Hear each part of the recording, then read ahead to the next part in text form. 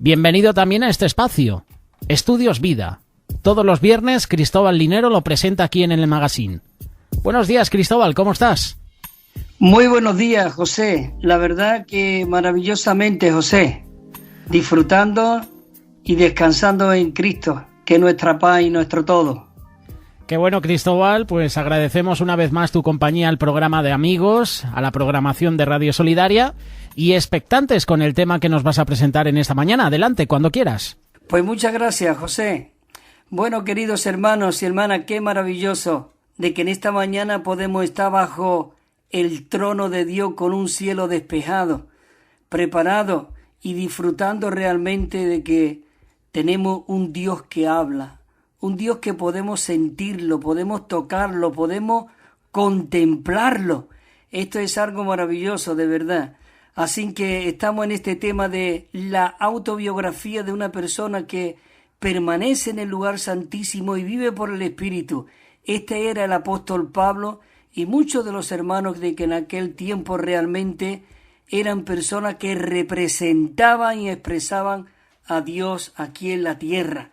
Y hoy el Señor realmente nos está guiando y nos está llamando a que, como dice en Efesios, que despertemos del sueño, no de la muerte porque tenemos vida, pero sí estamos muchas veces dormidos, pero Dios quiere despertarnos para que realmente Él pueda fluir a través de ti, a través de mí. Y estamos en estos puntos donde ya hemos tocado 5 puntos en cuanto de que fuimos cautivos, fuimos carta inscrita, también somos esos vasos de barro, esos espejos y esos embajadores. Y ahora venimos a tocar el punto en cuanto la necesidad que Dios tiene de que seamos sus colaboradores. ¿No es esto maravilloso, hermanos y hermanas? No solamente son hermanos que pueden ser colaboradores, aún las hermanas es un factor muy importante en la vida de la iglesia. Y ya tocaré algunos versículos también. Así que es maravilloso de que podamos tener un patrón, un modelo. Y este modelo fue Cristo. Cuando Cristo comenzó su ministerio a los 30 años, entonces Él comenzó a ser prácticamente visto como ese colaborador del Padre. Él era Dios, pero Él vivió como un hombre. Entonces, Él quería, deseaba y practicó el ser uno con el Padre. Por eso cuando fue a Juan el Bautista, para que Él fuese bautizado, dice que era necesario que se cumpliese este asunto también. Porque dice en Mateo 3:15, dice, entonces Jesús le respondió a Juan, permítelo por ahora, porque conviene que cumplamos así toda justicia. Entonces Juan dice que se lo permitió. Y el 16 dice, y Jesús después de que fue bautizado, dice que enseguida subió del agua. Y aquí dice que los cielos le fueron abiertos. ¿No es maravilloso esto? Y ahí podemos ver al Dios triuno ya en acción y funcionando a través de Cristo. Dice que los cielos le fueron abiertos. Y Juan dice que vio el Espíritu de Dios descender como paloma, y escucha esta palabra, venir sobre él, sobre él. Recargo esto porque en él interiormente habitaba corporalmente toda la plenitud de la deidad, pero para ejercer él, digamos, la autoridad y el testimonio de Dios aquí en la tierra, necesitaba el Espíritu sobre él, ese Espíritu de poder, que podemos recordar que muchos no se aclaran. Cuando Jesús, estando en la cruz, él dijo, Padre, Padre, ¿por qué me has abandonado? No lo había abandonado internamente porque toda la plenitud estaba dentro de él. Lo que fue quitado fue el Espíritu, en forma de paloma, sobre él. Digamos, le fue quitado como al policía el uniforme, pero internamente él era Dios. Entonces tuvo que desaparecer el Espíritu sobre él, porque sobre ese cuerpo vino todo lo que tú eres, todo lo que yo soy, todo el pecado de la humanidad. Por eso dice la palabra que el que no tenía pecado, por ti y por mí se hizo pecado. Por eso tenía que digamos en un sentido, quitar el espíritu sobre él. Pero como dice Primera de Pedro 3:18, este versículo muy revelador que dice que él fue muerto en la carne, pero vivificado en el espíritu. Pero el versículo 3:17 dice que hubo una voz de los cielos que decía: Este es mi Hijo el amado, en quien tengo complacencia. Y entonces Jesús fue conducido, dice, por el Espíritu al desierto a ser tentado por el diablo. Y es maravilloso de que Él fue aprobado. Él venció al enemigo y le venció al enemigo pronunciando la palabra de Dios, porque Él nunca habló por su propia cuenta, sino lo que oía en el Padre. Él le dijo al enemigo: si tú realmente eres hijo de Dios, di que estas piedras se conviertan. Y él no le contestó con sus palabras o como tú le podías haber contestado o yo, sino él dijo: escrito está. No solo de pan vivirá el hombre, sino de toda palabra que sale de la boca de Dios. Eso está escrito en Deuteronomio. ¿No es esto maravilloso de que podamos aprender, hermano, que nuestras palabras tienen que ser la Biblia, la palabra de Dios, que es Cristo mismo, porque esa palabra fue dada por el aliento, por el soplo de Dios, inspirada por Dios. Por eso, en el versículo 2:17, en el 2:17 del Evangelio de Juan, él estaba viviendo al Padre, expresando al Padre y colaborando con el Padre. Y entonces él fue cuando purificó el templo, vació aquel templo de los gambistas y todo lo que había allí. Dice que se acordaron los discípulos que decía y estaba escrito: el celo de tu casa me consume. Eso es lo que realmente nos tiene que consumir en esta mañana nosotros, siendo esos colaboradores de Dios. Así que el celo de tu casa, dice, me consumirá. Dice también el Evangelio de Juan capítulo 4 que cuando los discípulos fueron a comprar al pueblo cercano de allí, que estaba hablando él con la mujer samaritana, dice que lo vieron y le dijeron: mira, traemos comida. ¿Y qué es lo que contestó Jesús? Él dijo: yo tengo otra comida que comer. ¿Qué comida tenía que comer? Hacer la voluntad del Padre. ¡Qué maravilloso! Porque habían escuchado decir, bueno, le traerían a alguien de comer. Pero como Jesús sabía, ellos se decían unos a otros eso, pero como Jesús sabía lo que estaban diciendo, Jesús le dijo: mi comida es que haga la voluntad del que me envió y que acabe su obra. Queridos hermanos, qué maravilloso de que hoy nosotros estamos siendo llamados a que seamos esos colaboradores. Él vivía al Padre, él expresaba al Padre, él colaboraba totalmente con el Padre. Él dijo: mi Padre hasta ahora trabaja y yo trabajo.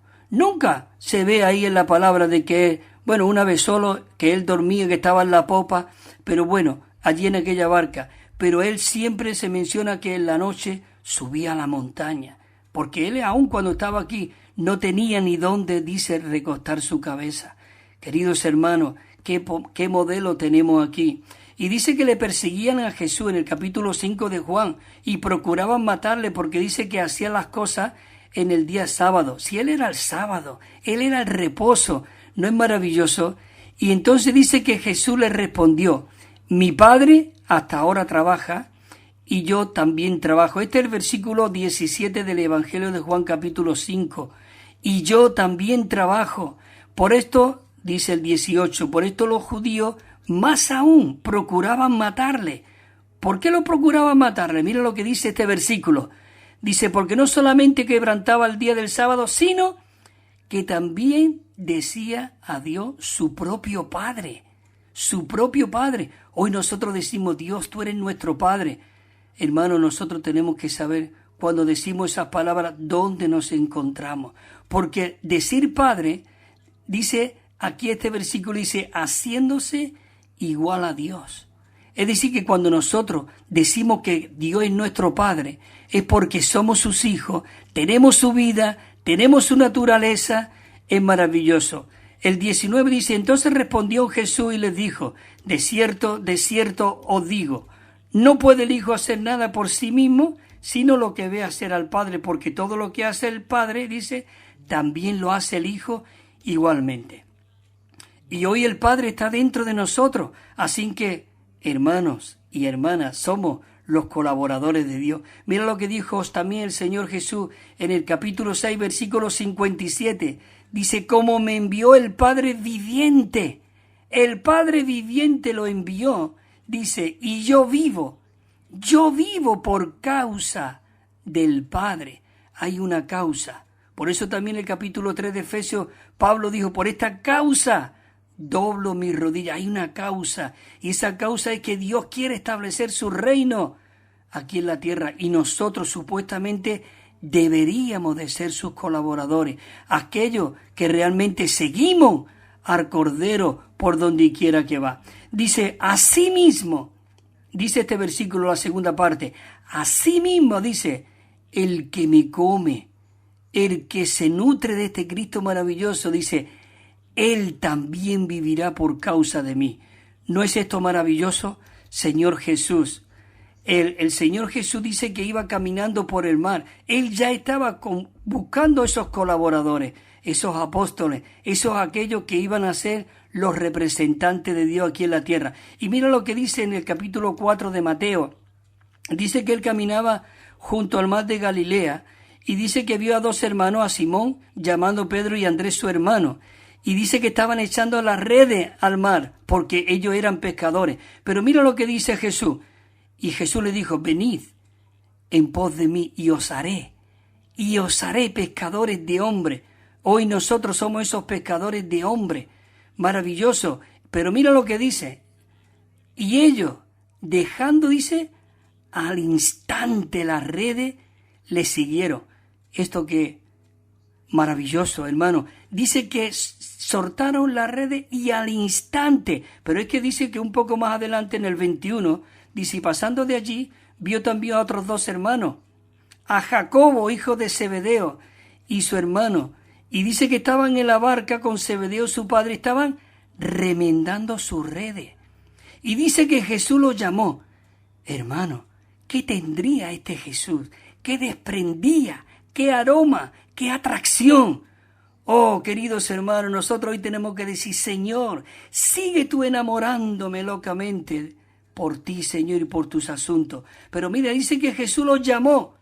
Y el 22 dice, y ellos, dejando al instante la barca, y a su padre le siguieron. Queridos hermanos, nosotros estamos tan arraigados a este mundo, a nuestro trabajo, a nuestros asuntos materiales, nuestras cosas naturales. Oh, cuánto necesitamos soltar al instante todas las cosas.